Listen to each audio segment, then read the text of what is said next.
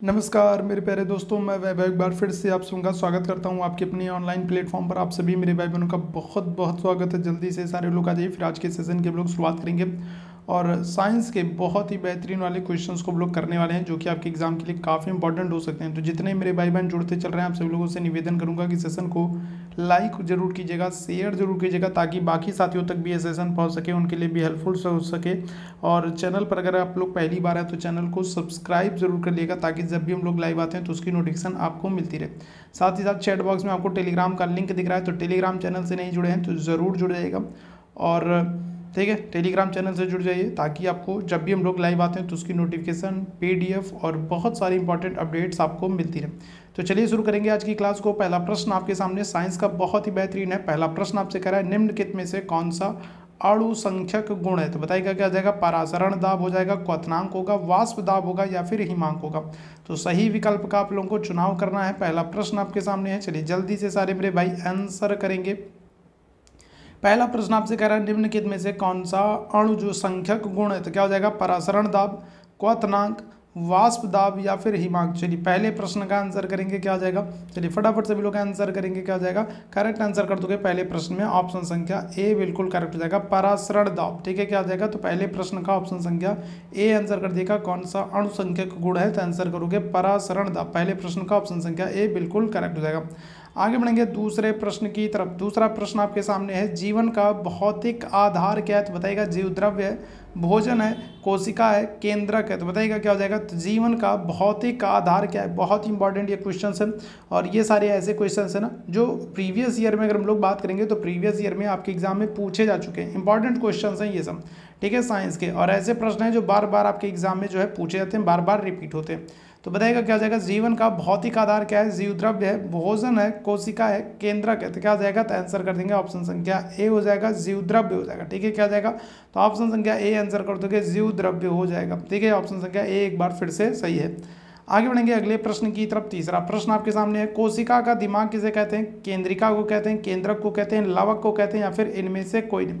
कोशिका का दिमाग किसे कहते हैं? बताइएगा क्या हो जाएगा। केंद्रिक होगा, केंद्रिक होगा, केंद्रक होगा, लवक होगा या फिर इनमें से कोई नहीं। क्या आंसर कर दिएगा। तो कोशिका का दिमाग हम लोग किसको कहेंगे? आंसर कर देंगे ऑप्शन संख्या बी हो जाएगा, केंद्रक। ठीक है, क्या हो जाएगा। तो ऑप्शन संख्या बी आंसर कर दोगे, केंद्रक हो जाएगा। ठीक है, ऑप्शन संख्या बी आंसर करिएगा। क्लियर है। चलिए आगे बढ़ेंगे अगले प्रश्न की तरफ। अगले प्रश्न को आंसर करेंगे, राइबोसोम की खोज किसने की है? तो बताइएगा क्या हो जाएगा। कॉलिकर ने, फेलाडे ने, क्लाउस ने, पोर्टर ने। ठीक है, देखो जो साइंस के यहाँ पर क्वेश्चंस लाता हूँ ना, ठीक है, जो ये हम लोग साइंस की क्लास करते हैं ना, उसका उद्देश्य ये होता है कि आप लोग देख लो कि लास्ट ईयर में, प्रीवियस ईयर में इस तरीके के साइंस के क्वेश्चंस पूछे गए, तो ऐसे प्रश्नों के लिए आप तैयार रहिए। और कई बार तो क्या होता है ना, कई बार तो ऐसा होता है कि सेम टू सेम जो प्रश्न है वही प्रश्न आपको देखने को मिल जाता है। ठीक है, जैसे इस प्रश्न की बात करूँ तो ये प्रीवियस ईयर में ये प्रश्न कई बार पूछा जा चुका है और आगे भी आपको देखे जाने की संभावना है, क्योंकि महत्वपूर्ण है। प्रीवियस ईयर में कई बार इसको दोहराया गया है। ठीक है, तो बताइएगा क्या हो जाएगा। राइबोसोम की खोज की थी किसने की थी? कॉलिकर ने, पेलाडे ने, क्लाउस ने या फिर पोर्टर ने। ऑप्शन संख्या क्या हो जाएगा। बी आंसर कर दोगे, पेलाडे ने। ऑप्शन संख्या क्या हो जाएगा। तो बी आंसर कर देंगे। ठीक है, चलिए आगे बढ़ेंगे अगले प्रश्न की तरफ। एक फाइटोट्रोन एक यंत्र होता है जिसमें क्या होता है बताएगा। तो फाइटोट्रोन के संदर्भ में हम लोग बात कर रहे हैं। तो फाइटोट्रोन जो होता है वो एक यंत्र होता है। कैसा यंत्र होता है? जिसमें इलेक्ट्रॉन की बमबारी करते हैं, जिसमें प्रोटॉन निकलते हैं, पौधों में उत्परिवर्तन प्रेरित करते हैं, या फिर पादप जो है वो नियंत्रित वातावरण में उगाए जाते हैं। बताइएगा। तो फाइटोट्रोन के संदर्भ में हम लोग बात कर रहे हैं। तो फाइटोट्रोन जो है तो वो ये एक यंत्र होते हैं जिसमें क्या होता है। चलिए जल्दी से सारे मेरे भाई आंसर करेंगे, क्या जाएगा। इलेक्ट्रॉन की बमबारी करते हैं, प्रोटॉन निकलते हैं, पौधों में उत्परिवर्तन प्रेरित करते हैं, या फिर पादप नियंत्रित वातावरण में उगाए जाते हैं। आंसर क्या जाएगा। आंसर कर दोगे ऑप्शन संख्या डी हो जाएगा। पादप जो होते हैं वो नियंत्रित वातावरण में उगाए जाते हैं। ऑप्शन संख्या क्या हो जाएगा। तो डी आंसर कर देंगे। पादप क्या होते हैं? तो वो नियंत्रित वातावरण में उगाए जाते हैं। फाइटोट्रोन एक यंत्र है जिसमें, ठीक है, पादप जो होते हैं क्या होते हैं? नियंत्रित वातावरण में उगाए जाते हैं। ऑप्शन संख्या डी बिल्कुल करेक्ट। आगे बढ़ेंगे अगले प्रश्न की तरफ। अगले प्रश्न का आंसर करेंगे, इकोतंत्र, इकोसिस्टम शब्द दिया गया। अब ये देखो इसी प्रश्न की बात कर रहे हैं। ये प्रश्न बहुत ही महत्वपूर्ण है, प्रीवियस ईयर में कई बार दोहराया गया है। ठीक है, कई बार दोहराया गया है, कई बार ये पूछा गया है, बहुत ही महत्वपूर्ण है। इकोतंत्र की बात करेंगे। इकोसिस्टम शब्द दिया गया है किसके द्वारा? ओडम के द्वारा, वीवर और क्लीमेंट्स के द्वारा, टेंसले के द्वारा, इनमें से कोई नहीं। क्या हो जाएगा, तो अगर हम लोग बात कर लेंगे तो ये हो जाएगा ऑप्शन संख्या सी हो जाएगा। टेंसले के द्वारा जो है इकोसिस्टम इको तंत्र शब्द को दिया गया, ऑप्शन संख्या क्या हो जाएगा, तो सी आंसर कर देंगे। ठीक है, आगे बढ़ेंगे अगले प्रश्न की तरफ। अगले प्रश्न का आंसर करेंगे मक्का का दाना कैसा है, तो बताइएगा भ्रूण है, बीज है, फल है, इनमें से कोई नहीं। ठीक है, अच्छा जितने मेरे भाई बहन बाद में जुड़े हैं सभी लोगों से निवेदन करूंगा कि सेशन को लाइक कर दीजिएगा, सेशन को आप लोग शेयर कर दीजिएगा ताकि बाकी साथियों तक ये सेशन पहुंच सके। चैनल पर पहली बार आए तो चैनल को सब्सक्राइब जरूर कर लीजिएगा ताकि जब भी हम लोग लाइव आते हैं तो उसकी नोटिफिकेशन आपको मिलती रहे। साथ ही साथ चैट बॉक्स में आपको टेलीग्राम का लिंक दिख रहा है, तो टेलीग्राम चैनल से नहीं जुड़े तो टेलीग्राम चैनल से जुड़ जाएगा। और अगर आप हमारे साथ व्हाट्सअप पर जुड़ना चाहते हैं तो ये हमारा व्हाट्सअप नंबर है, यहाँ पर आप मैसेज कर देंगे तो फिर आप हमारे साथ व्हाट्सअप पर जुड़ जाएंगे, तो फिर आपको पर्सनली नोटिफिकेशन, PDF और बहुत सारी इंपॉर्टेंट अपडेट्स जो है वो मिलती रहेंगी। साथ ही साथ आपकी कोई क्वेरी या कोई आपका डाउट है तो भी आप यहाँ पर मेरे साथ जो है शेयर कर सकते हैं, मुझसे पूछ सकते हैं। ठीक है, तो जल्दी से एक बार आप लोग लाइक कर दीजिए, शेयर कर दीजिए ताकि बाकी साथियों तक पहुँच जाए, और जितने मेरे भाई बहन पहली बार हैं सभी लोग सब्सक्राइब कर लें।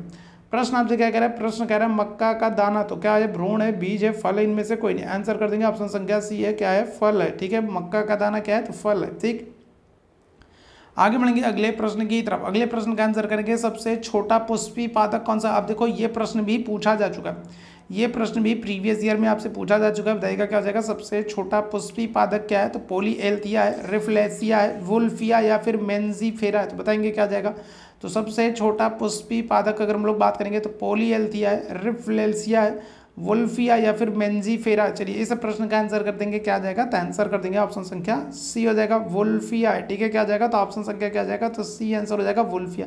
देखो ये सारे कुछ ऐसे प्रश्न है ना जिनको आपको बहुत ज़्यादा दिमाग नहीं लगाना, ये कुछ ऐसे प्रश्न है ना जिसमें आपको बहुत ज़्यादा दिमाग नहीं लगाना है। ऐसे प्रश्नों को ना सेम टू सेम आपको रट डालना है, क्योंकि सेम टू सेम ऐसे प्रश्न आपको आपके एग्जाम में देखने को मिल जाएंगे। ठीक है, कई बार ऐसा हुआ है कि प्रीवियस ईयर के जो क्वेश्चंस है ना वो सेम टू सेम आपसे आपके एग्जाम में पूछ लिया जाता है। ठीक है, प्रीवियस ईयर का कई बार क्या होता है ना, बच्चे जो है रिवीजन करके आते हैं और प्रीवियस ईयर से 4 से 5 से 6 प्रश्न तक बन जाते हैं। ठीक है, तो प्रीवियस ईयर के ही क्वेश्चन हम लोग कर रहे हैं, साइंस के महत्वपूर्ण वाले प्रश्नों को कर रहे हैं, और ऐसे प्रश्न जो बार बार पूछे गए तो आगे भी इनकी पूछे जाने की संभावनाएं बहुत अधिक है। पुष्प एक रूपांतरण है, तो जड़ है, कली है, प्ररोह है, इनमें से कोई नहीं। बताइएगा क्या हो जाएगा, तो पुष्प के संदर्भ में हम लोग बात करेंगे तो पुष्प एक रूपांतरण है, जड़ का, कली का, प्ररोह का, इनमें से कोई नहीं। क्या आंसर करिएगा, आंसर कर देंगे ऑप्शन संख्या सी हो जाएगा, प्ररोह का। ठीक है, क्या हो जाएगा, तो ऑप्शन संख्या क्या कर दोगे, तो सी आंसर कर दोगे, क्या हो जाएगा, प्ररोह का। ठीक है, पुष्प एक किसका, तो रूपांतरण है, प्ररोह का। ऑप्शन संख्या क्या आ जाएगा, तो सी आंसर कर देंगे। ठीक है, सेशन को आप लोग लाइक और शेयर किया कीजिए ताकि मैक्सिमम लोगों तक पहुंच सके। मैक्सिमम लोगों तक ये सेशन पहुंचता है, मैक्सिमम लोग देखते हैं तो मुझे भी अच्छा लगता है, और मुझे भी अच्छा लगता है तो फिर मैं आप लोगों के लिए इसी तरीके के साइंस के और बेहतरीन वाले क्लास को लाने का प्रयास करता हूँ। लेकिन उसके लिए जरूरी है कि आप लोग शेयर जरूर किया करो। बताइएगा एक्स किरणें निम्न माध्यम में न्यूनतम दूरी तय करेंगी। क्या हो जाएगा, वायु होगा, लोहा होगा, लकड़ी होगा या फिर पानी होगा। बताइएगा क्या हो जाएगा, जब मुझे लगेगा कि इस तरीके की क्लास आप लोग देखना पसंद कर रहे हो, आप लोगों को ऐसे क्लास की ज़रूरत है, आप लोग सेशन को लाइक और शेयर कर रहे हो, तभी मैं फिर आप लोगों के लिए इस तरीके की क्लास लाऊंगा। अगर आप लोग इस तरीके की क्लास देखना ही नहीं चाहते हो तो फिर क्यों मैं इस तरीके की क्लास लाऊं, क्यों इतना मतलब समय बर्बाद करूं, है ना। मैं वही चीज़ लाऊं जो आप लोग देखना पसंद करो। तो अगर आप लोगों को ये क्लास पसंद आ रही है, आप लोग चाहते हो कि इस तरीके की साइंस की क्लास आगे भी आपको मिलती रहे, तो सेशन को लाइक और शेयर जरूर कीजिए।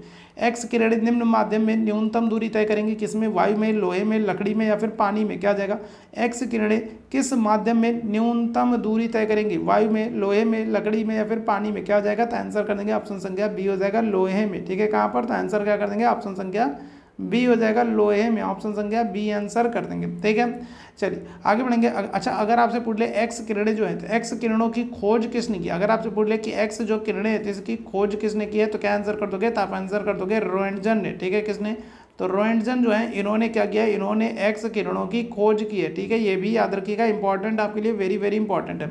आगे बढ़ेंगे, निम्न में से किसकी भेदन क्षमता सर्वाधिक होती है। बताइएगा, ये प्रश्न कई बार पूछा गया और हम लोग कई बार इस प्रश्न को कर भी चुके हैं। बताइएगा क्या जाएगा, किसकी भेदन क्षमता सबसे अधिक होती। क्या आंसर करेंगे, अल्फा होगी, बीटा होगी, गामा होगी, एक्स किरणें होंगी, कौन सी हो जाएंगी। क्या आंसर कर दोगे, चलिए जल्दी बताएंगे क्या हो जाएगा। इस प्रश्न का आंसर करेंगे। और सेशन अगर पसंद आ रहा होगा ना तो लास्ट में आप लोग मुझे कमेंट करके जरूर बताया करिए कि ये आपको सेशन कैसा लगा। ठीक है, कमेंट करके जरूर बताया करिए।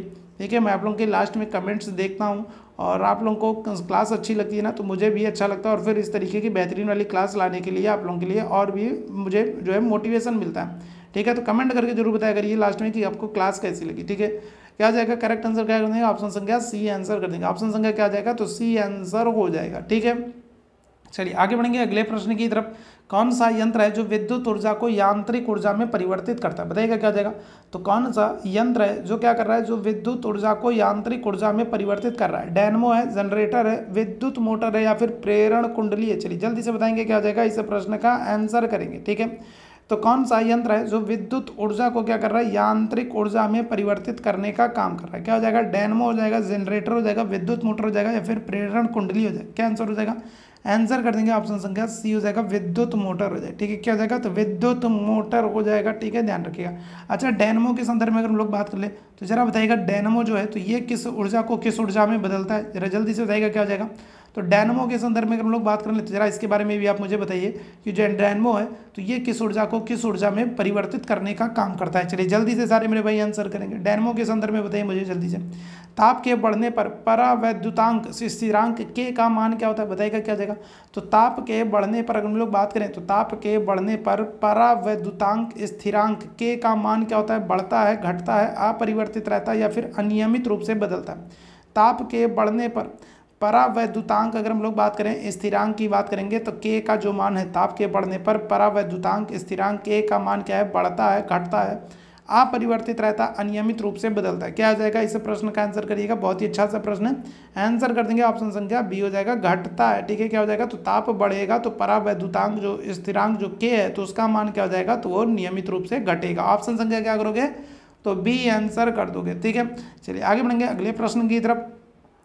जब कांच की छड़ी को सिल्क से रगड़ा जाता है तो फिर क्या होता है, बताइएगा। तो सिल्क से इलेक्ट्रॉन प्राप्त करेगी, सिल्क को इलेक्ट्रॉन देगी, सिल्क से प्रोटॉन प्राप्त करेगी या फिर सिल्क को प्रोटॉन देगी। चलिए जल्दी से इस प्रश्न का आंसर करेंगे, क्या हो जाएगा, इस प्रश्न का आंसर करेंगे। जब कांच की छड़ को सिल्क से रगड़ा जाता है, ठीक है, तो फिर क्या हो जाएगा, तो सिल्क से इलेक्ट्रॉन प्राप्त करेंगी, सिल्क को इलेक्ट्रॉन देंगी, सिल्क से प्रोटॉन प्राप्त करेंगी या फिर सिल्क को प्रोटॉन देंगी। क्या हो जाएगा, इस प्रश्न का आंसर क्या करेंगे, चलिए जल्दी से बताएंगे क्या हो जाएगा। और आप सभी मेरे भाई बहन टेलीग्राम से जुड़ जाओ, तो अब मैं जो है आप लोगों को, क्योंकि देखो आप लोगों की संख्या ज़्यादा हो रही है, ठीक है, तो पर्सनली एक एक लोगों को पीडीएफ देना बहुत मुश्किल हो जा रहा है। ठीक है, बहुत मुश्किल हो जा रहा है एक एक लोगों को पीडीएफ देना। तो ऐसे में मैं क्या कर रहा हूँ, ऐसे में मैं कर रहा हूँ कि टेलीग्राम पर आप लोगों को सारी पीडीएफ जो है वो शेयर कर दे रहा हूँ। तो जिसको भी जो है पीडीएफ चाहिए वो टेलीग्राम ज्वाइन कर लीजिए, वहाँ पर आपको सारी पीडीएफ मिल जाएगी। ठीक है, क्योंकि ऐसे क्या होता है ना कि ऐसे फिर एक एक लोग करके जो है बारी बारी से पीडीएफ मांगते हैं और फिर क्या होता है सबको बारी बारी से मुझे पीडीएफ देना पड़ता है, तो बहुत समय लगता है। ठीक है, पर्सनली एक एक को जा करके शेयर करो। ठीक है, तो इसलिए मैं क्या कर रहा हूँ, मैं टेलीग्राम पर जो है पीडीएफ को शेयर कर दे रहा हूँ और जिसको भी जरूरत होगी तो वहाँ से देख सकता है। ठीक है, ले सकता है। और अगर किसी को कोई दिक्कत होती है तो फिर मैंने आपको अपना व्हाट्सअप नंबर दिया है, तो यहाँ पर आप मैसेज कर सकते हो। ठीक है, तो फिर देखा जाएगा, जिसको अगर किसी को कोई दिक्कत होती है, डाउट होता है, कोई परेशानी होती है, तो आप यहाँ पर व्हाट्सअप नंबर पर मैसेज करेंगे तो फिर जो होगा देखा जाएगा। ठीक है, जब कांच की छड़ को सिल्क से रगड़ा जाता है तो क्या हो जाएगा, तो ये सिल्क को क्या करेंगे, इलेक्ट्रॉन प्रदान करती है। ठीक है, क्या कर देती है, तो ये कुछ इलेक्ट्रॉन जो है वो सिल्क को प्रदान कर देती हैं। ऑप्शन संख्या क्या आ जाएगा, ऑप्शन संख्या बी आंसर कर देंगे। ठीक है, ऑप्शन संख्या क्या आ जाएगा, बी आंसर करिएगा। आगे बढ़ेंगे अगले प्रश्न की तरफ। अगले प्रश्न का आंसर करेंगे, सोनार से उत्सर्जित तरंगे कौन सी होती है, बताइएगा। सोनार से अगर हम लोग बात करें तो उत्सर्जित तरंगे कौन सी होती है, रेडियो तरंगे होती है, पराश्रव्य होती है, प्रकाश होती है, चुंबकीय होती है, बताइएगा। सोनार से उत्सर्जित, सबसे पहले तो मुझे सोनार का आप लोग क्या करोगे, फुल फॉर्म बताओगे। ठीक है, सबसे पहले आप लोग क्या करोगे, तो सबसे पहले मुझे सोनार का फुल फॉर्म बताओगे। ठीक है, पूर्ण रूप बताओगे। सोनार का फुल फॉर्म क्या होता है, चलिए जल्दी से सबसे पहले तो मुझे ये बताओ। ठीक है, सोनार से उत्सर्जित तरंगे क्या होती है, बताइएगा। रेडियो तरंगे, पराश्रव्य तरंगे, प्रकाश तरंगे या फिर जो है चुंबकीय तरंगे। क्या जाएगा, सोनार का फुल फॉर्म बताओ। दूसरी चीज़ आप बताओ कि सोनार का प्रयोग कहाँ पर होता है। दो चीज़ें मुझे फटाफट बताओ, क्योंकि ये आपके एग्जाम के लिए बहुत इंपॉर्टेंट है, बहुत इंपॉर्टेंट है। और इन दोनों का आंसर मुझे कमेंट बॉक्स में बताओ। सोनार का फुल फॉर्म क्या है और इसका प्रयोग अगर हम लोग बात करेंगे तो इसका प्रयोग कहाँ पर होता है। चलिए जल्दी से इस प्रश्न का आंसर कर दीजिएगा। क्या हो जाएगा, इस प्रश्न का आंसर करेंगे, क्या हो जाएगा, तो करेक्ट आंसर कर देंगे। क्या हो जाएगा, तो अगर हम लोग बात करेंगे तो करेक्ट आंसर हो जाएगा आपका ऑप्शन संख्या बी हो जाएगा, पराश्रव्य तरंगे। ठीक है, कौन सी, तो पराश्रव्य तरंगे हो जाएंगी। ऑप्शन संख्या क्या कर दोगे, तो बी आंसर कर दोगे। ठीक है, चलिए आगे बढ़ेंगे अगले प्रश्न की तरफ। अगले प्रश्न का आंसर करेंगे, जल में तरंगे होती है, कौन सी होती है, अनुदैर्ध्य होती हैं, अनुप्रस्थ होती हैं। अनुदैर्ध्य और अनुप्रस्थ दोनों होती हैं या फिर दोनों में से कोई नहीं, तो बताइएगा क्या हो जाएगा। तो जल में कौन सी तरंगे होती हैं, बहुत ही महत्वपूर्ण वाला ये सेशन है और डेली हम लोग साइंस की इसी तरीके की बेहतरीन वाली क्लास करते हैं। ठीक है, और इस तरीके की बेहतरीन क्लास आपको अगर चाहिए तो आप चैनल को सब्सक्राइब जरूर कर लें, ताकि जब भी हम लोग लाइव आते हैं तो उसकी नोटिफिकेशन आपको मिलती रहे। बताइएगा क्या हो जाएगा। तो जल में अगर हम लोग बात करें तो जल में तरंगे होती हैं, कैसी होती हैं, अनुदैर्ध्य होती हैं, अनुप्रस्थ होती हैं, अनुप्रस्थ और अनुदैर्ध्य दोनों होती हैं या फिर इनमें से कोई नहीं। क्या हो जाएगा, आंसर कर दोगे ऑप्शन संख्या सी हो जाएगा, अनुदैर्ध्य और अनुप्रस्थ दोनों होती है। ठीक है, क्या हो जाएगा, तो जल में अनुप्रस्थ और अनुदैर्ध्य दोनों होती हैं, ऑप्शन संख्या क्या हो जाएगा, तो सी आंसर हो जाएगा। ठीक है, आगे बढ़ेंगे अगले प्रश्न की तरफ। अगले प्रश्न का आंसर करेंगे, आदर्श गैस की आंतरिक ऊर्जा निर्भर करती है किस पर, विशिष्ट आयतन पर, दाब पर, ताप पर, घनत्व पर। बताएंगे क्या हो जाएगा।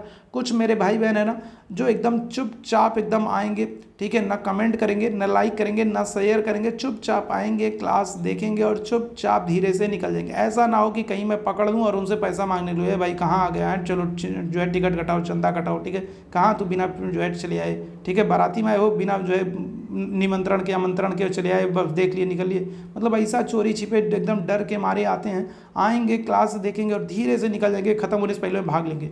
ठीक है, तो ऐसा मत कीजिए। ठीक है, कोई पैसा नहीं लिया जा रहा आपसे, कोई पकड़दारी नहीं हो रही है। ठीक है, लेकिन जाने से पहले अगर चीज़ें आप लोगों को अच्छी लगती हैं तो सेशन को लाइक और शेयर जरूर कर दिया करो। ठीक है, ताकि बाकी लोगों तक ये सेशन पहुंच सके। बताइएगा क्या हो जाएगा, आदर्श गैस की आंतरिक ऊर्जा निर्भर करती है किस पर, विशिष्ट आयतन पर, दाब पर, ताप पर, घनत्व पर। क्या हो जाएगा, तो आंसर कर देंगे ऑप्शन संख्या सी हो जाएगा, ताप पर। ठीक है, कहाँ पर, तो ऑप्शन संख्या सी कर दोगे, ताप पर निर्भर करती है आदर्श गैस की आंतरिक ऊर्जा। ऑप्शन संख्या क्या हो जाएगा, सी आंसर करिएगा। ठीक है, अगले प्रश्न का आंसर करेंगे, जब एक पिंड पर नियत बल लगाया जाता है तो निम्न में से कौन सी राशि नियत रहती है। बताइएगा, तो जब एक पिंड पर क्या होता है, बल लगाया जाता है। ठीक है, जब एक पिंड पर नियत बल लगाया जाता है तो इनमें से कौन सी एक राशि है जो निश्चित रहती है, जो नियत रहती है, जिसमें बदलाव नहीं होता है। वेग है, संवेग है, त्वरण है, इनमें से कोई नहीं। चलिए इस प्रश्न का आंसर करेंगे सभी मेरे भाई बहन। क्या हो जाएगा, इस प्रश्न का आंसर करेंगे क्या हो जाएगा, चलिए जल्दी से बताइएगा क्या हो जाएगा। तो अगर हम लोग बात करेंगे, जब एक पिंड पर नियत बल लगाया जाता है तो निम्न में से कौन सी राशि नियत रहती है, कौन सी राशि है जो निश्चित रहती है, कौन सी राशि है जिसमें कोई बदलाव नहीं होता है। क्या करोगे, वेग होगा, संवेग होगा, त्वरण होगा, इनमें से कोई नहीं। आंसर क्या कर देंगे, ऑप्शन संख्या सी हो जाएगा, त्वरण हो जाएगा। ठीक है, कौन सा, तो ऑप्शन संख्या क्या कर दोगे, तो सी आंसर कर दोगे, त्वरण हो जाएगा। ठीक है, आगे बढ़ेंगे अगले प्रश्न की तरफ। अगले प्रश्न का आंसर करेंगे, एक फेम्टोमीटर तुल्य होता है किसके तुल्य होता है। चलो जल्दी से बताइएगा क्या हो जाएगा, एक फेम्टोमीटर तुल्य होता है किसके तुल्य होता है, जल्दी से बताइएगा क्या हो जाएगा। और जितने मेरे भाई बहन हैं, ठीक है, आप लोगों के लिए साइंस बहुत ही इंपॉर्टेंट है। ठीक है, साइंस बहुत ही इंपॉर्टेंट है। ठीक है, और बहुत ही इंपॉर्टेंट वाले साइंस के एमसीक्यूज करा रहा हूँ। ठीक है, आपको कहीं ऐसा एमसीक्यूज मिलेगा नहीं। ठीक है, रेगुलर हम लोग साइंस के एमसीक्यूज कर रहे हैं। ठीक है, तो अगर सेशन वेशन पसंद आता है तो सेशन को आप लोग थोड़ा सा लाइक कर दिया करिए, शेयर कर दिया करिए। ठीक है, आप लोग लाइक और शेयर करते हो तो मुझे अच्छा लगता है। ठीक है, बाकी लोगों तक भी पहुंचता है तो भी अच्छा लगता है भाई, कि बाकी लोगों तक पहुंच रहा है, उनके लिए भी हेल्पफुल हो रहा है। ठीक है, और जो अच्छे मेरे भाई बहन अच्छे कमेंट्स करते हैं कि भाई क्लास बहुत हेल्पफुल है, बहुत अच्छी है, तो सारी चीज़ें बहुत अच्छी लगती हैं। तो कम से कम लाइक शेयर जरूर किया कीजिए, लास्ट में कमेंट करके जरूर बताया करिए कि क्लास कैसी लगी। ठीक है, बताइएगा क्या जाएगा, तो एक फेम्टोमीटर में अगर लोग बात करेंगे कितना, तो ऑप्शन संख्या डी कर दोगे, 10⁻⁻15 मीटर हो जाएगा। ऑप्शन संख्या क्या करोगे, तो डी आंसर करोगे। ठीक है, आगे बढ़ेंगे अगले प्रश्न की तरफ। प्रकाश वर्ष मात्रक है किसका, द्रव्यमान का, ऊर्जा का, समय का, दूरी का। बहुत बार ये प्रश्न पूछा गया, बहुत बार ये प्रश्न पूछा गया। बताइएगा क्या हो जाएगा, प्रकाश वर्ष जो है ये मात्रक है किसका, द्रव्यमान का, ऊर्जा का, समय का, दूरी का। किसका हो जाएगा, आंसर कर दोगे ऑप्शन संख्या डी हो जाएगा, दूरी का। ठीक है, किसका, दूरी का मात्रक है प्रकाश वर्ष। अच्छा, दूरी का अगर आपसे सबसे बड़ा पूछ ले कि दूरी का सबसे बड़ा मात्रक कौन है, तो आंसर क्या करोगे, तब आप कहोगे पारसेक है। ठीक है, क्या है, तो अगर दूरी का सबसे बड़ा आपसे पूछ ले तब आंसर क्या करोगे, पारसेक करोगे। ठीक है, ध्यान रखिएगा। तो ये दोनों चीज़ें आपसे पूछी गई। ठीक है, आगे बढ़ेंगे। एक रोगी को दी जाने वाली नाभिकीय मात्रा की इकाई क्या होती है। बताइएगा क्या हो जाएगा, तो एक रोगी को दी जाने वाली नाभिकीय मात्रा की इकाई क्या है, फर्मी है, रदरफोर्ड है, क्यूरी है, रोएंटजन है। बताइएगा क्या हो जाएगा, तो किसी रोगी को दी जाने वाली नाभिकीय मात्रा की इकाई क्या है, फर्मी है, रदरफोर्ड है, क्यूरी है, या फिर रोएंटजन है। क्या आंसर करेंगे, चलिए जल्दी से बताएगा, चलिए जल्दी से बताएंगे क्या हो जाएगा। तो किसी रोगी को दी जाने वाली नाभिकीय मात्रा की इकाई क्या हो जाएगा, फर्मी है, रदरफोर्ड है, क्यूरी है, या फिर रोएंटजन है। क्या आंसर हो जाएगा, आंसर कर देंगे ऑप्शन संख्या डी हो जाएगा, रोएंटजन हो जाएगा। ठीक है, क्या हो जाएगा, तो ऑप्शन संख्या डी आंसर कर देंगे, रोएंटजन हो जाएगा। ठीक है, ध्यान रखिएगा। आगे बढ़ेंगे अगले प्रश्न की तरफ। अगले प्रश्न का आंसर करेंगे, फ़ारेनहाइट स्केल पर परम शून्य ताप का मान कितना होता है। बताइएगा तो क्या हो जाएगा, तो फ़ारेनहाइट स्केल पर अगर हम लोग बात करेंगे तो परम शून्य ताप का जो है मान कितना होता है। बहुत इंपॉर्टेंट ये प्रश्न, आज के सेशन में जितने प्रश्न हम लोग कर रहे हैं सारे आपके एग्जाम के लिए मोस्ट इंपॉर्टेंट है। ठीक है, और इसी तरीके की हम लोग रेगुलर साइंस की क्लास को करेंगे जब तक आपके एग्जाम नहीं हो जाते, एग्जाम के बाद भी करेंगे, ऐसा नहीं है एग्जाम तक, एग्जाम के बाद भी करेंगे।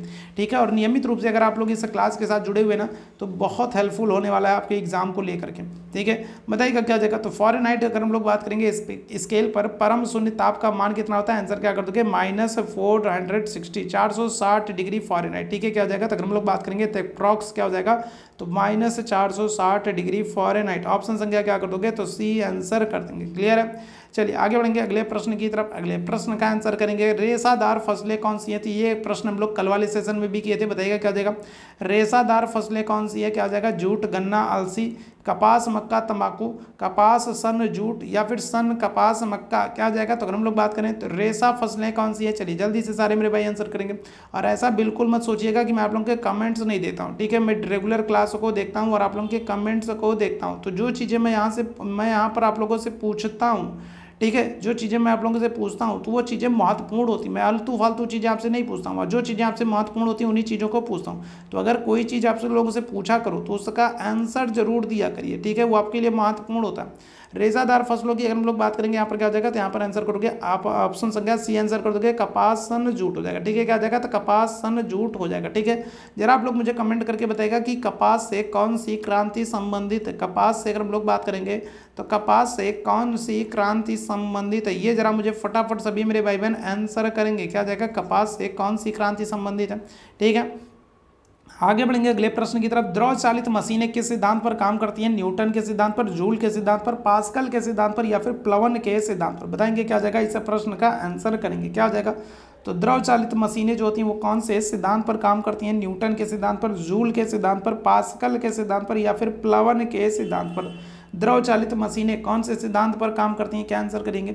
चलिए जल्दी से बताएंगे क्या आ जाएगा। तो द्रव चालित मशीनें किस सिद्धांत पर काम कर रही हैं, न्यूटन सिद्धांत, जूल सिद्धांत, पास्कल सिद्धांत, प्लवन सिद्धांत। आंसर क्या आ जाएगा, ऑप्शन संख्या सी आंसर कर दोगे, पास्कल सिद्धांत पर। ठीक है, क्या आ जाएगा, तो आंसर कर देंगे क्या आ जाएगा, ऑप्शन संख्या सी आंसर कर देंगे, पास्कल सिद्धांत पर। ठीक है, अच्छा जरा मुझे बताइएगा कि जो ये पास्कल हैं, ठीक है, जो ये पास्कल हैं, ये पास्कल ने किसकी खोज की थी। ठीक है, जरा ये मुझे बताइएगा, साइंस वाले सभी मेरे भाई बहन जल्दी से जरा बताओ कि जो ये पास्कल हैं तो पास्कल ने खोज किसकी की थी, ये जरा मुझे बताइएगा फटाफट। वो जो पास्कल है तो पास्कल ने खोज किसकी की है, ये जरा मुझे बताइएगा। क्या हो जाएगा इस प्रश्न का आंसर, पास्कल ने किसकी खोज की है। आगे बढ़ेंगे, वायुयान का आविष्कार किसने किया, ऑरविले राइट है, विलियम और विलीबर राइट है, सर फ्रैंक विटले हैं, फैराडे हैं या फिर ह्यूजेंस है। क्या हो जाएगा इस प्रश्न का आंसर करेंगे भाई। तो वायुयान का आविष्कार किसने किया था, आपको पता है राइट ब्रदर्स। ये प्रश्न कल वाले सेशन में हम लोगों ने किया था। आंसर हो जाएगा आपका ऑप्शन संख्या ए, ऑरविले राइट्स और विलीबर राइट्स। ठीक है, क्या हो जाएगा, तो ऑरविले राइट्स हो जाएंगे और विलीबर राइट्स हो जाएंगे, जिनको हम लोग राइट ब्रदर्स कहते हैं। ठीक है, तो उन्होंने क्या किया, वायुयान का आविष्कार किया। ऑप्शन संख्या क्या हो जाएगा, ए आंसर हो जाएगा। ठीक है, आगे बढ़ेंगे अगले प्रश्न की तरफ। अगले प्रश्न का आंसर करेंगे, कौन सी अक्रिय गैस जो है वो समुद्र में गोताखोरों के द्वारा श्वसन के लिए वायु में उपस्थित नाइट्रोजन के स्थान पर प्रयोग की जाती है। नियॉन है, ऑर्गन है, क्रिप्टॉन है, हीलियम है। क्या हो जाएगा, तो कौन सी गैस है जो समुद्री गोताखोरों के द्वारा श्वसन के लिए प्रयोग की जाती है नाइट्रोजन के स्थान पर, नियॉन, ऑर्गन, क्रिप्टॉन, हीलियम। क्या हो जाएगा, तो आंसर कर दोगे ऑप्शन संख्या डी हो जाएगा, हीलियम हो जाएगा। हीलियम गैस जो होती है वो हल्की होती है, याद रखिएगा। ठीक है, क्या होती है, हल्की होती है। ठीक है, अच्छा अगर मैं आपसे पूछ लूँ कि जो वायुयान होते हैं, ठीक है, जो वायुयान होते हैं तो वायुयान के टायर में अगर हम लोग बात करेंगे, तो वायुयान के टायरों में अगर हम लोग बात करेंगे तो वायुयान के टायरों में कौन सी गैस होती है, जरा जल्दी से बताइएगा। वायुयान के टायरों में कौन सी गैस होती है, जरा इस प्रश्न का आंसर करेंगे। वायुयान के टायरों में कौन सी गैस होती है, जरा इस प्रश्न का आंसर करेंगे सभी मेरे भाई बहन, फटाफट बताइएगा क्या हो जाएगा। वायुयान के टायरों में कौन सी गैस होती है। आगे बढ़ेंगे, बैटरियों में कौन सा एसिड होता है बताइएगा। तो अगर हम लोग बात करेंगे तो बैटरी में, जो हमारे घर में बैटरियां होती हैं, तो बैटरियों में कौन सा एसिड होता है, सल्फ्यूरिक एसिड होता है, नाइट्रिक एसिड होता है, हाइड्रोक्लोरिक एसिड होता है या फिर एसिटिक एसिड होता है। क्या हो जाएगा, तो अगर हम लोग बात करेंगे तो जो बैटरियां होती हैं तो बैटरियों में कौन सा एसिड होता है, क्या आंसर कर देंगे, आंसर कर देंगे ऑप्शन संख्या ए हो जाएगा, सल्फ्यूरिक एसिड हो जाता है। ठीक है, क्या हो जाएगा, तो आंसर कर देंगे ऑप्शन संख्या ए हो जाएगा, सल्फ्यूरिक एसिड होता है बैटरियों में। ऑप्शन संख्या ए आंसर कर दिएगा। ठीक है, चलिए आगे बढ़ेंगे अगले प्रश्न की तरफ। किस कारण से स्टोन कैंसर होता है, ठीक है, अम्लीय वर्षा है, विश्वव्यापी तापन है, रेडियोधर्मिता या फिर जीवाणुविक क्रिया है। तो क्या हो जाएगा, तो स्टोन कैंसर किसकी वजह से होता है बताइएगा। तो ये 2-3 प्रश्न मुझे लगता है कल वाले सेशन वाले आ गए हैं। चलिए घबराइए मत, परेशान मत होइए, 2-3 प्रश्न मुझे लगता है कल वाले सेशन के रिपीट हो गए हैं। चलिए कोई बात नहीं, बताइएगा क्या हो जाएगा, किस कारण से स्टोन कैंसर हो रहा है। तो अम्लीय वर्षा है, विश्वव्यापी तापन है, रेडियोधर्मिता या फिर जीवाणुविक क्रिया। क्या हो जाएगा, करेक्ट आंसर कर देंगे ऑप्शन संख्या ए हो जाएगा अम्लीय वर्षा। अच्छा, अम्लीय वर्षा के संदर्भ में 2-3 चीज़ों को आप याद रखना, ठीक है, जो प्रश्न यहाँ से बनते हैं। पहला तो ये याद रखना है कि अम्लीय वर्षा जो होती है ये ताजमहल के पीलेपन का कारण है, ठीक है। क्या है, तो अगर हम लोग बात करेंगे तो अम्लीय वर्षा जो है ये ताजमहल के पीलेपन का कारण है, ठीक है। ताजमहल का जो पीलापन है, ठीक है, वो किसके, अम्लीय वर्षा के कारण, पहली चीज़। दूसरी चीज़ आप ध्यान रखिएगा, जो ये अम्लीय वर्षा है तो ये जो कारखाने होते हैं, ठीक है, कारखानों से जो प्रदूषित जो गैसें निकलती हैं, ठीक है, कारखानों से, ठीक है, फैक्ट्रियों से, ठीक है, क्या होता है, जो प्रदूषित जो धुएं निकलते हैं, जो वायु प्रदूषण होता है, उनकी वजह से, ठीक है, उनकी वजह से अगर हम लोग बात करेंगे तो क्या होता है, तो अम्लीय वर्षा होती है, ठीक है। अब 2 चीज़ें जरा आप लोग मुझे बताइएगा, जो ये अम्लीय वर्षा इसके संदर्भ में, तो अम्लीय वर्षा में कौन सी गैसों की प्रधानता होती है, कौन सी गैस प्रधान है, चलिए एक तो ये बताएंगे आप लोग, ठीक है। अम्लीय वर्षा में अगर हम लोग बात करेंगे कौन सी गैस प्रधान होती है। दूसरी चीज़ आप मुझे बताएंगे कि सबसे पहले विश्व में सबसे पहले अम्लीय वर्षा कहाँ पर हुई, सबसे पहले अम्लीय वर्षा कहाँ पर और कब हुई है, तो ये 2 चीज़ें आप लोग मुझे बताएंगे। 2 चीज़ें मैंने आप लोगों को बताई कि ताजमहल के पीलेपन का कारण अम्लीय वर्षा है, कारखानों फैक्ट्रियों से क्या होती है, तो जो गैसें निकलती हैं उन्हीं से अम्लीय वर्षा होती है, अम्लीय वर्षा से स्टोन कैंसर होता है। 3 चीज़ें मैंने बता दी। अब 2 चीज़ें आप लोग बताओ कि अम्लीय वर्षा में प्रमुख रूप से कौन सी गैस होती है, और अम्लीय वर्षा जो है तो ये सबसे पहले कब और कहाँ पर हुई थी, तो ये 2 चीज़ें आप लोग मुझे बताओ। आगे बढ़ेंगे अगले प्रश्न की तरफ। वृक्षों का अध्ययन क्या कहलाता है, बताइएगा, साइटोलॉजी है, डेंड्रोलॉजी है, एम्ब्रियोलॉजी है, या फिर फिजियोलॉजी है, बताएंगे। वृक्षों का अध्ययन क्या कहलाता है, चलिए जल्दी बताइएगा क्या हो जाएगा, तो वृक्षों का अध्ययन क्या होगा, साइटोलॉजी होगा, डेंड्रोलॉजी होगा, एम्ब्रियोलॉजी होगा, या फिर फिजियोलॉजी होगा, क्या हो जाएगा, ठीक है। वृक्षों का अध्ययन क्या आंसर कर देंगे, तो आंसर हो जाएगा आपका ऑप्शन संख्या बी हो जाएगा, डेंड्रोलॉजी हो जाएगा, ठीक है। क्या हो जाएगा, तो ऑप्शन संख्या क्या करोगे, तो बी आंसर कर दोगे, डेंड्रोलॉजी हो जाएगा, ऑप्शन संख्या बी आंसर करिएगा, क्लियर है। आगे बढ़ेंगे अगले प्रश्न की तरफ। अगले प्रश्न का आंसर करेंगे, अधिकांशतः लाइकेन बने होते हैं, तो लाइकेन की अगर हम लोग बात करेंगे तो लाइकेन जो है तो ये क्या हो जाएंगे, तो ये, ठीक है, किसके, तो ये वायु प्रदूषक के सूचक होते हैं। पहले तो ये ध्यान रखिएगा, लाइकेन के संदर्भ में लोग बात करेंगे तो ये क्या होते हैं, तो ये लाइकेन जो है तो ये वायु प्रदूषक के सूचक होते हैं। पहली चीज़ तो आप ये याद रखिएगा, ठीक है, लाइकेन जो होते हैं, ठीक है, क्या होते हैं, तो ये वायु प्रदूषक के सूचक होते हैं। और अधिकांशतः लाइकेन किसके बने होते हैं, तो हरे शैवाल व फाइकोमाइसिटीज से, हरे शैवाल व एस्कोमाइसिटीज से, नीले हरे शैवाल व फाइकोमाइसिटीज से, या फिर इनमें से कोई नहीं। तो अधिकांशतः अगर हम लोग बात करेंगे तो क्या हो जाते हैं, तो लाइकेन जो होते हैं वो किसके बने होते हैं, लाइकेन जो होते हैं तो ये वायु प्रदूषक के सूचक होते हैं। एक प्रश्न तो आप ये याद रखेंगे। दूसरा आपसे पूछ रहा है कि किसके बने होते हैं, तो क्या आंसर करोगे, चलो जल्दी से सारे मेरे भाई आंसर कर दिएगा, क्या हो जाएगा, तो जो लाइकेन होते हैं वो हरे शैवाल और एस्कोमाइसिटीज के, ठीक है, क्या हो जाएगा, तो हरे शैवाल और एस्कोमाइसिटीज के बने होते हैं। ऑप्शन संख्या क्या आ जाएगा, ऑप्शन संख्या अगर हम लोग बात करेंगे तो बी आंसर कर दोगे, ठीक है, क्या आ जाएगा, हरे शैवाल और एस्कोमाइसिटीज के बने होते हैं। ऑप्शन संख्या बी आंसर करेंगे, ठीक है। चलिए आगे बढ़ेंगे।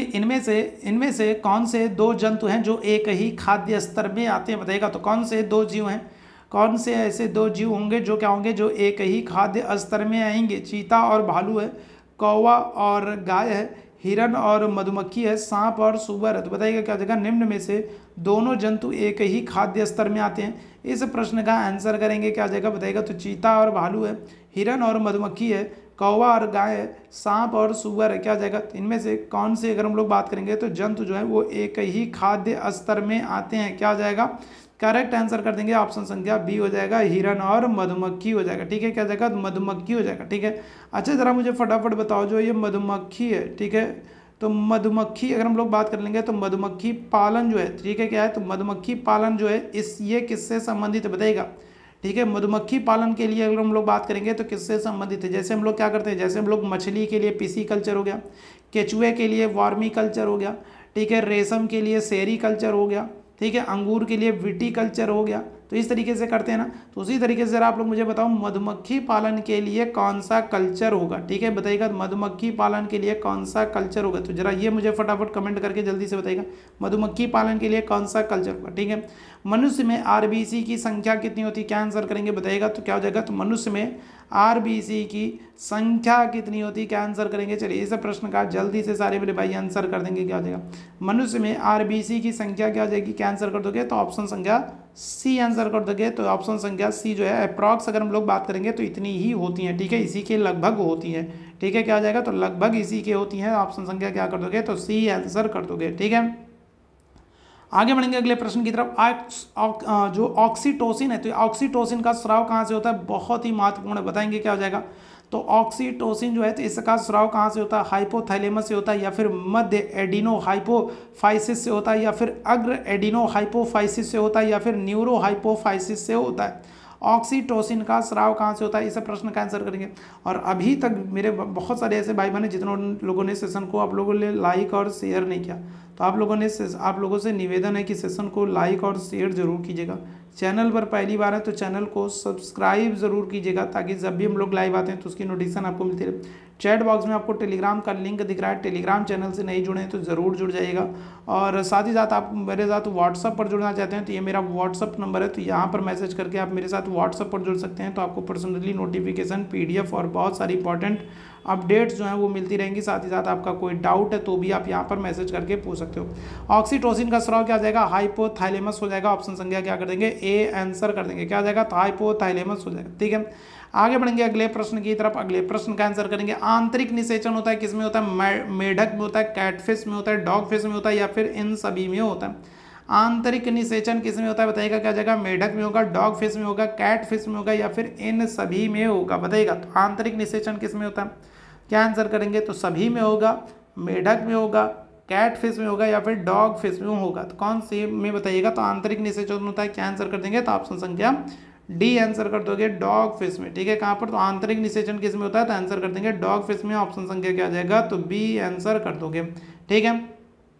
चलिए आगे बढ़ेंगे अगले प्रश्न की तरफ। निम्नलिखित में से किसका उपयोग अमोनिया गैस को सुखाने के लिए किया जाता है, बताइएगा क्या हो जाएगा, तो सोडा लाइम होगा, कैल्शियम क्लोराइड होगा, बिना बुझा चूना होगा, या फिर कैल्शियम हाइड्रोक्साइड होगा, बताइएगा। तो इनमें से किसका उपयोग जो है वो अमोनिया गैस को सुखाने के लिए किया जाता है, इस प्रश्न का आंसर करेंगे। बहुत ही महत्वपूर्ण ये सेशन है, बताइएगा क्या हो जाएगा, तो किसका उपयोग जो है अमोनिया गैस को सुखाने के लिए किया जाता है। सोडा लाइम है, बिना बुझा हुआ चूना है, कैल्शियम क्लोराइड है, कैल्शियम हाइड्रोक्साइड है, क्या आ जाएगा, आंसर क्या करेंगे आप सभी मेरे भाई बहन, ऑप्शन संख्या बी हो जाएगा, बिना बुझा हुआ चूना, ठीक है। क्या आ जाएगा, तो बिना बुझा जो चूना है तो ये क्या होता है, ये अमोनिया गैस को सुखाने के लिए किया जाता है, शुष्क बनाने के लिए किया जाता है, ऑप्शन संख्या बी आंसर हो जाएगा, ठीक है। आगे बढ़ेंगे अगले प्रश्न की तरफ। इनमें से कौन सा योगात्मक बहुलक नहीं है, तो बैकेलाइट नहीं है, टेफ्लॉन नहीं है, पॉलीथीन नहीं है, या फिर स्टायरीन नहीं है, कौन सा योगात्मक बहुलक नहीं है। चलिए इस प्रश्न का आंसर करेंगे सभी लोग मेरे भाई बहन, चलिए जल्दी से सारे लोग आंसर करेंगे, क्या आ जाएगा, तो कौन सा योगात्मक बहुलक नहीं है, बैकेलाइट नहीं है, टेफ्लॉन नहीं है, पॉलीथीन नहीं है, या फिर स्टायरीन नहीं है, क्या आ जाएगा, आंसर कर देंगे ऑप्शन संख्या ए हो जाएगा, बैकेलाइट, ठीक है। कौन सा, तो ऑप्शन संख्या क्या करोगे, तो ए आंसर कर दोगे। तो बैकेलाइट जो है तो ये योगात्मक बहुलक नहीं है, ऑप्शन संख्या ए जितने लोग आंसर कर रहे हैं वो सब सही हो जाएंगे, ठीक है। आगे बढ़ेंगे अगले प्रश्न की तरफ। इंद्रधनुष के दिए गए रंगों में से कौन सा रंग दिखाई नहीं पड़ता, बताइएगा क्या आ जाएगा, तो इंद्रधनुष के हम लोग बात करेंगे तो निम्नलिखित रंगों में से कौन सा रंग दिखाई नहीं पड़ता, क्या आंसर करोगे, पीला होगा, काला होगा, लाल होगा, हरा होगा। इंद्रधनुष के दिए गए रंगों से, तो इंद्रधनुष के रंगों का क्रम आपको याद होगा, अगर याद होगा तो बहुत ही अच्छी बात है, क्योंकि यहाँ से प्रश्न आपसे बन जाते हैं, ठीक है। तो इंद्रधनुष के रंगों का क्रम आपको याद होना चाहिए। दूसरी चीज़ अगर हम लोग बात करेंगे तो किसका विक्षेपण सबसे अधिक होता है, किसका सबसे कम होगा, जरा मुझे कमेंट करके फटाफट बताओ, तो किसका विक्षेपण जो है वो सबसे अधिक होगा और किसका सबसे कम होगा। तो सबसे अधिक वाला बताओ, सबसे कम वाला जल्दी से बताओ क्या हो जाएगा। तो अगर हम लोग बात करें तो सबसे अधिक किसका होगा और सबसे कम किसका होगा, तो ये जल्दी से मुझे बताइएगा, ठीक है, फटाफट बताइएगा क्या हो जाएगा। कौन सा रंग नहीं दिखता है, तो आंसर कर दोगे ऑप्शन संख्या बी हो जाएगा, इंद्रधनुष में काला रंग नहीं दिखता, ऑप्शन संख्या क्या आ जाएगा, तो बी आंसर कर देंगे, ठीक है। चलिए आगे बढ़ेंगे अगले प्रश्न की तरफ। एक पदार्थ रेडियो एक्टिविता को तभी दर्शाता है जब उसके परमाणु में होता है, क्या हो जाएगा बताइएगा। तो अगर हम लोग बात करेंगे तो एक पदार्थ जो है वो रेडियो एक्टिविता को तभी दर्शाएगा जब उसके परमाणु में क्या होगा, अस्थायी इलेक्ट्रॉनिक विन्यास होगा, अस्थायी इलेक्ट्रॉनिक विन्यास होगा, अस्थायी नाभिक होंगे, या फिर अस्थायी नाभिक होंगे। इस प्रश्न का आंसर करेंगे सभी मेरे भाई बहन, चलिए जल्दी से सारे मेरे भाई आंसर करेंगे। एक पदार्थ जो है तो वो रेडियो एक्टिविता को तभी दर्शाएगा जब उसके परमाणु में क्या होता है, अस्थायी इलेक्ट्रॉनिक विन्यास होगा, अस्थायी इलेक्ट्रॉनिक विन्यास होगा, अस्थायी नाभिक होगा, या फिर अस्थायी नाभिक हो जाएगा। क्या आंसर करेंगे, एक पदार्थ जो है वो रेडियो एक्टिविता को तभी दर्शाएगा जब उसके परमाणु में क्या होता है, जब उसके परमाणु में ऑप्शन संख्या डी आंसर करोगे अस्थायी नाभिक होगा, तभी वो क्या करेगा, तभी वो अपनी रेडियो एक्टिवता को दर्शाएगा। ऑप्शन संख्या क्या हो जाएगा, तो डी आंसर कर देंगे। ठीक है, ऑप्शन संख्या क्या हो जाएगा, तो डी आंसर करिएगा। ठीक, आगे बढ़ेंगे अगले प्रश्न की तरफ। अगले प्रश्न का आंसर करेंगे। डायनोड एक युक्ति है जो धारा को क्या करती है, तो डायनोड के संदर्भ में हम लोग बात करेंगे तो डायनोड जो है वो एक युक्ति है जो धारा को क्या करती है, दोनों दिशाओं में प्रभावित होने देती है, एक दिशा में प्रभावित होने देती है, किसी भी दिशा में प्रभावित होने नहीं देती, या फिर इनमें से कोई नहीं। बताइएगा क्या हो जाएगा। डायोड की अगर हम लोग बात करेंगे तो डायोड वह युक्ति है जो धारा को क्या करती है, दोनों दिशाओं में प्रवाहित होने देती है, एक ही दिशा में प्रवाहित होने देती है, किसी भी दिशा में प्रवाहित नहीं होने देती है, या फिर इनमें से कोई नहीं। क्या हो जाएगा, तो आंसर कर देंगे डायोड एक माध्यम है, एक युक्ति है, ठीक है, जिसके द्वारा क्या होता है, धारा को एक ही दिशा में प्रवाहित होने दिया जाता है। ऑप्शन संख्या क्या हो जाएगा, तो ऑप्शन संख्या बी आंसर करेंगे। धारा क्या हो जाएगी, एक ही दिशा में प्रवाहित होगी। ऑप्शन संख्या क्या करोगे, तो बी आंसर करेंगे। ठीक, आगे बढ़ेंगे अगले प्रश्न की तरफ। एक किसी इंजन की जो शक्ति है वो एक अश्व शक्ति होती है, इसका तात्पर्य क्या होता है, तो बताइएगा। अच्छा, ये प्रश्न आपसे पूछा जा सकता है कि एक हॉर्स पावर जो होता है तो उसमें वो कितने के बराबर होता है, क्या हो जाएगा, तो अगर हम लोग बात करेंगे एक हॉर्स पावर जो होता है तो ये कितने के बराबर होता है, क्या आंसर कर दोगे, चलिए जल्दी से बताइएगा। तो एक हॉर्स पावर कितने के बराबर होता है, जल्दी से बताइएगा। लास्ट ईयर प्रश्न पूछा गया, एक हॉर्स पावर कितने के बराबर होता है, जल्दी से बताएंगे क्या हो जाएगा, इस प्रश्न का आंसर करेंगे। तो किसी इंजन की शक्ति अगर हम लोग बात करेंगे तो किसी इंजन की शक्ति एक हॉर्स पावर है। इसका मतलब क्या है कि इंजन जो है वो 746 न्यूटन बल डाल सकता है।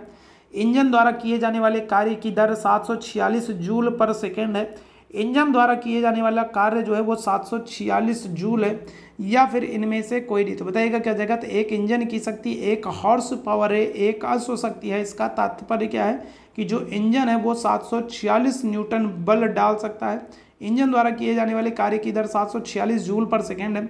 इंजन द्वारा किया जाने वाला कार्य 746 जूल है, या फिर इनमें से कोई नहीं। आंसर क्या हो जाएगा, ऑप्शन संख्या आपका बी हो जाएगा कि जो इंजन है, इंजन द्वारा किया जाने वाला जो कार्य है उसकी दर जो है अगर हम लोग बात करेंगे तो 746 जूल पर सेकेंड। ऑप्शन संख्या क्या हो जाएगा, तो ऑप्शन संख्या बी आंसर कर दोगे। क्या हो जाएगा, ऑप्शन संख्या बी आंसर करेंगे। क्लियर है, आगे बढ़ेंगे अगले प्रश्न की तरफ। धातु के बर्तन में रखा गया दूध निम्न में से किस परिस्थिति में ठंडा हो जाएगा। तो अगर हम लोग बात करें तो अभी आपको पता है गर्मियों के दिन है और हम लोग दूध को बचाने के लिए बहुत सारे जो है तरीके इस्तेमाल करते हैं ना, उनको गर्म करते हैं, पानी में रखते हैं, फ्रिज में रखते हैं, दुनिया भर की जैसी जैसी हम लोग के यहाँ सुविधा होंगी उस तरीके से करते हैं।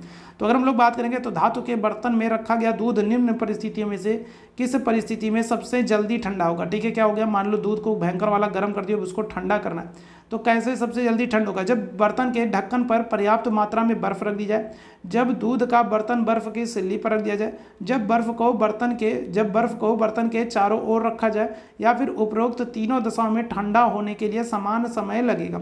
बताइएगा। तो किसी धातु के बर्तन में रखा गया दूध जो है वो निम्न में से किस परिस्थिति में जो है जल्दी ठंडा होगा। या तो ढक्कन के जो बर्तन है, बर्तन के ढक्कन पर पर्याप्त मात्रा में बर्फ रख दी जाए, या फिर क्या किया जाए, दूध का बर्तन जो है वो बर्फ़ की सिल्ली पर रख दिया जाए, या फिर जब बर्फ़ को बर्तन के चारों ओर रखा जाए, या फिर उपरोक्त तीनों दशाओं में ही ठंडा होने के लिए समान समय लगेगा। क्या आंसर कर दोगे, तो ऑप्शन संख्या सी हो जाएगा। जब बर्फ़ को बर्तन के चारों ओर आप रख दोगे तो क्या हो जाएगा, तो जो धातु का बर्तन है वो क्या हो जाएगा, उसमें रखा दूध जो है वो ज़्यादा तेज़ी से ठंडा होगा। ऑप्शन संख्या क्या हो जाएगा, सी आंसर कर देंगे। ठीक है, आगे बढ़ेंगे अगले प्रश्न की तरफ। एक्सरे की खोज किसने की है, तो आज ही मैंने आप लोगों को बताया। क्या हो जाएगा, तो एक्सरे की खोज किसने की है, तो आज ही मैंने आप लोगों को बताया। बताइएगा क्या हो जाएगा, रोनाल्ड रॉस होंगे, H.C. यूरे होंगे, रोएंटजन होंगे, या फिर मार्कोनी होंगे। तो एक्सरे की खोज किसने की है, आज ही मैंने आप लोगों को बताया। जल्दी से बताइएगा क्या हो जाएगा, तो आंसर कर दोगे रोएंटजन हो जाएंगे। एक्सरे की खोज किसने की है, तो रोएंटजन ने की है। ठीक है, अगर हम लोग रोनाल्ड रॉस की बात कर लें तो रोनाल्ड रॉस ने क्या किया, तो इन्होंने मलेरिया जो है वो प्लाज्मोडियम नामक परजीवी से होता है, इसका पता लगाया। ठीक है, अगर हम लोग बात कर लेंगे, ठीक है, अगर हम लोग बात करेंगे रोनाल्ड रॉस की, तो रोनाल्ड रॉस ने ही पता लगाया है कि जो मलेरिया होता है ये क्या होता है, तो ये प्लाज्मोडियम नामक प्रोटोजोआ से होता है, याद रखिएगा। ठीक है, और मार्कोनी की अगर हम लोग बात करेंगे तो मार्कोनी जो है तो इन्होंने क्या किया, तो इन्होंने रेडियो की खोज की है। ठीक है, किसकी, तो इन्होंने रेडियो की खोज की है। तो ये सारी चीज़ें आप याद रखेंगे, आपके लिए इंपॉर्टेंट है, वेरी वेरी इंपॉर्टेंट है। ठीक है, आगे बढ़ेंगे अगले प्रश्न की तरफ। पहाड़ों पर जल कम तापमान पर उबलने लगता है, कारण क्या होता है, बताइएगा। तो अगर हम लोग पहाड़ों पर बात करेंगे तो जल जो है वो कम तापमान पर उबलने लगता है, कारण क्या है कि पहाड़ों पर ठंड होती है। पहाड़ों पर कार्बन डाइऑक्साइड कम होती है, पहाड़ों पर वायुदाब कम होता है, या फिर ऑक्सीजन कम होता है। बताइएगा क्या हो जाएगा। इस प्रश्न का आंसर क्या करेंगे। जितने मेरे भाई बहन देरी से जुड़े हैं या फिर जितने मेरे भाई बहनों ने सेशन को लाइक नहीं किया है और शेयर नहीं किया, तो आप लोगों से निवेदन करूंगा कि जाने से पहले सेशन को लाइक और शेयर जरूर कीजिएगा। चैनल पर पहली बार है तो चैनल को सब्सक्राइब जरूर करिएगा, ताकि जब भी हम लोग लाइव आते हैं उसकी नोटिफिकेशन आपको मिलती रहे। चैट बॉक्स में आपको टेलीग्राम का लिंक दिख रहा है, टेलीग्राम चैनल से नहीं जुड़े हैं तो जरूर जुड़ जाएगा। और ये मेरा व्हाट्सअप नंबर है, यहाँ पर आप मेरे साथ जुड़ना चाहते हैं तो इसमें यहाँ पर मैसेज कर सकते हैं, तो आपको पर्सनली नोटिफिकेशन, PDF और बहुत सारी इंपॉर्टेंट अपडेट्स मिलती रहेंगी। ठीक है, तो इतनी बार कह चुका हूँ आप लोगों को लाइक और शेयर करने के लिए, कम से कम अब तो कर दो मेरे भाई, अब तो कर दो। इतनी बार आप लोगों को सेशन को लाइक, शेयर और सब्सक्राइब करने को कह चुका हूँ। बताइएगा क्या हो जाएगा। पहाड़ों पर जल कम तापमान पर उबलने लगता है, कारण क्या होता है। क्योंकि पहाड़ों पर वायुदाब कम होता है। ऑप्शन संख्या क्या हो जाएगा, तो सी आंसर कर दोगे क्या हो जाएगा। तो पहाड़ों पर वायुदाब जो होता है वो क्या होता है, कम होता है। ऑप्शन संख्या क्या करेंगे, तो सी आंसर कर देंगे। क्लियर है। चलिए, तो आज के सेशन में हम लोग बस इतना ही साइंस के क्वेश्चंस करने वाले हैं। कमेंट करके ज़रूर मुझे बताइएगा। ठीक है, आप सभी लोगों से गुजारिश करूंगा कि कमेंट करके ज़रूर बताइएगा कि आपको आज का सेशन कैसा लगा। सेशन पसंद आया होगा तो इस क्लास को हम लोग आगे कंटिन्यू करेंगे, डेली इसी तरीके के साइंस के क्वेश्चंस को करेंगे। और ठीक है, जैसा भी होगा तो आप लोग कमेंट करके बता सकते हो। ठीक है, तो अभी के लिए हम लोग बस इतना ही करेंगे। थैंक यू सो मच आप सभी लोगों को मेरे साथ जुड़ने के लिए। Thank you so much.